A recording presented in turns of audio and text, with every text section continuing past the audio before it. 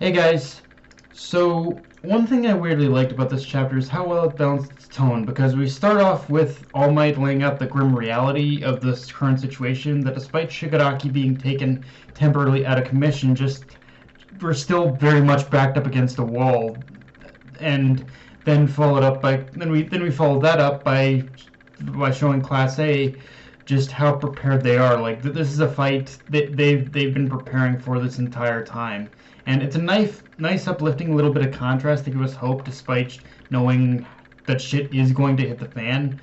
But also serving as a reminder that Class A has grown throughout the series and continues to improve to the point where they are ready for this and to face anything that comes their way. Although how they're going to be able to handle the betrayal of a former classmate is an entirely different question in itself. Because, yeah, after so many chapters, we finally get the reveal of All for One spy, Toru Hagakure, which,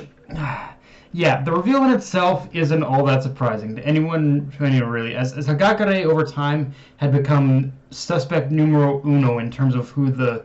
spy was, and but now that we have a reveal, and honestly for me, what makes the reveal in this moment so amazing, honestly, is that when I went back and reread the chapters leading up to Class A confronting Izuku and the confrontation in itself, Hagakure has still had her usual background appearances, but when you look at the moments leading up to that confrontation, she's been largely MIA from the series, both during Class A's confrontation with Izuku and after he returned. She just wasn't there. And when you add that on top of the fact that Horikoshi has done an interesting job at choosing what moments to give her, and with Hagakure and showing the moments where she would insert herself into a conversation, like, it kind of just naturally works. Yet still showing her keeping her, like, yet, because we don't get me wrong, she has interacted with the group before, yet there is still that feeling that she's kept her distance from the others as well. And, like, again, when you combine all these elements together, it just kind of really naturally works, honestly. Now, with this reveal, it does beg the question of whether or not I think this is going to stick and Hagakure will remain a villain for the rest of the series. And honestly, I don't think so, because I could be overanalyzing this, but just looking at the invisible outline of Hagakure's body language in that final page, she could just be cracking her knuckles and getting ready to fight. But there's also this sense of hesitation I get from her in this moment, like she's kind of thinking to herself, like, am I really going to do this? It's almost like she has spent a genuine amount of time with them, and she probably does feel like Class A she does form a bit of a connection with Class A, I think, is probably what she's thinking. And plus, knowing Horikoshi, despite how distant he has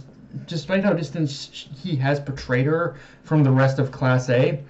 I imagine in some form or another he does plan to show us a side of her that did, like, actually value the camaraderie she felt among Class A, and maybe still does, because one thing Horikoshi has proven he loves more than writing villains is how much he can make them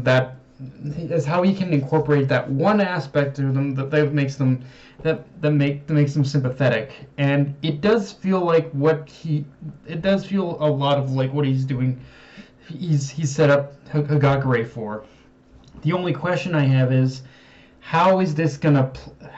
play out, and how is this even going to end for Hagakure? Because if she ultimately chooses to betray All for One, then I have to say that's gonna raise some red flags in her. Like honestly, like, if, like, obviously the big thing is obviously, like, there's a lot of possibilities could go from here with Hagakure being revealed as a spy, but it's one of those things where I'm already kind of getting the vibe, regardless of what happens, that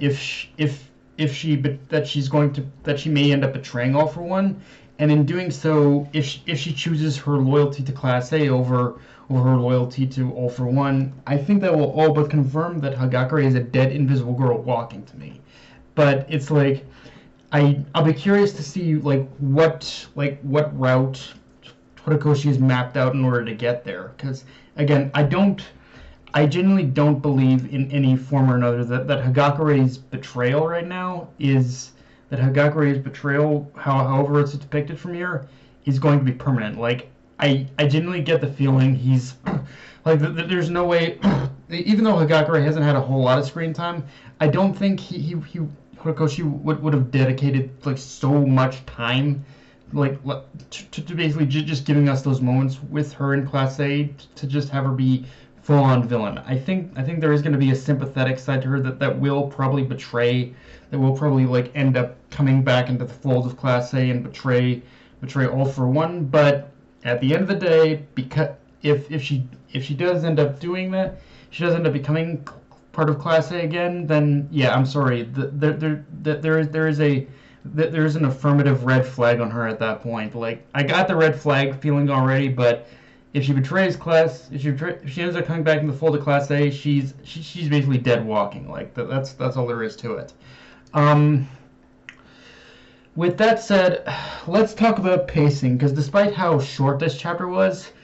it also felt like Horikoshi showed like he slowed down a bit more and allowed us to soak in moments a lot, and allowed us to soak in like moments within the chapter a lot more as well, which kind of goes to show even more for me that the stuff with Star and Stripe was a narrative bump he was trying to get over in order to move on to the next phase of the story, and now that he has gotten over that bump, he's slowed down the pace once again. Like I think the only reason why we think that Horikoshi might be rushing to the ending here is because I think he does tend to go quite big with the big moments, but when we get to the smaller moments, he definitely slows down a lot more. And I'm just happy that compared to those chapters, it felt less like he was rushing towards the ending with this one, by at least giving us these small moments of reprieve and just seeing the like little moments with Class A, All Might, all that stuff. Which, yeah, the biggest thing we also learn outside of the reveal of the spy of Sagakure is that despite what happened between Shigaraki and Star and Stripe, ultimately it did serve to make the connection between All for One and Shigaraki even stronger. That's an even worse situation, because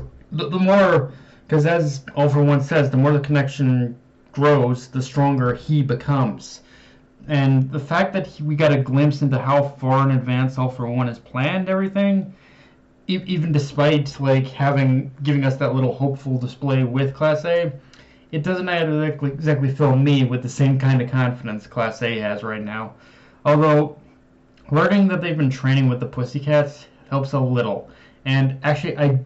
do want to talk about the moment with Class A, because honestly, maybe it's just the way their costumes were designed in this chapter, but Horikoshi did something that I haven't really seen many manga artists do properly, which is just through the redesign of their costumes, he gave them a very natural feeling and look of maturity without making them look older. Like it's a bizarre thing to focus on, but it's something that I find to be very rare in manga even now, and it's something that I think manga artists haven't really fully, even the best, even Oda, hasn't really fully gotten down. Like he's made them, when it comes to character designing and making the characters look older, there's always that one aspect that makes them look a little janky or doesn't or overblown, you could say, but here they just feel naturally older. Like it doesn't feel forced. But yeah, guys, just something I thought I'd mention. But yeah, guys, that's all I got for this review. If you enjoyed the video, like, comment, subscribe. I'm on Twitter, Analyst, Crunchyroll. Be sure to hit the notification bell, hit the subscribe button, and just share the video around, guys. Dark Knight of Me, signing off. Later, everyone.